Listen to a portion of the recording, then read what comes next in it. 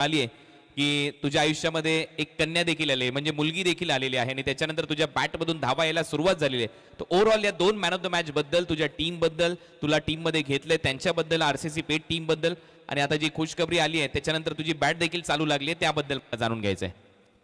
Sir मी तर धन्यवाद बोलीन R C C पेटचा. त्यानंतर 2 वर्ष झाली मी आउट फॉर्म पण मध्ये होतो, तरी पण मला त्यानंतर सोडला नाही, घेतलेला होता.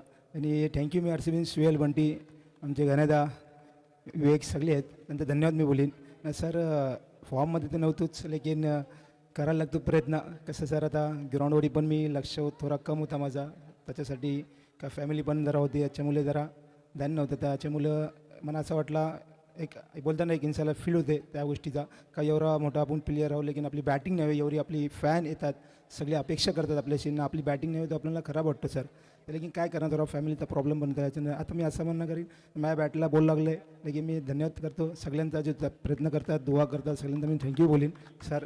ना असंच राहून दे बस, थँक्यू सर. प्रयत्न तर हर वर्ष करतो, लेकिन नाही होत, लेकिन यावर्षी जास्तीत प्रयत्न करायला लागेल. कट ऑफ आहे सगळा आणि आपल्याला जास्तीत जास्त ग्राउंडमध्ये आपल्याला टाईम द्यायला लागेल. त्याच्यामुळे मी एकच म्हणणं, आपल्या मनात एकच आहे का जास्त आपण ग्राउंडला टाईम देऊ, तर तसं आपला फॉर्मलच्या बॅटवर आपण बॉल घेऊ, तसं आपल्याला बॉल पण खेळणं बेहतर होईल. याच्यामुळे मी एकच बोलीन सर, फॉर्म ते आयडिया नाही, लेकिन ज्या तिथे पण जाईन तिथे पण गेले, लेकिन 100% द्यायचा प्रयत्न करेन. खूप खूप धन्यवाद.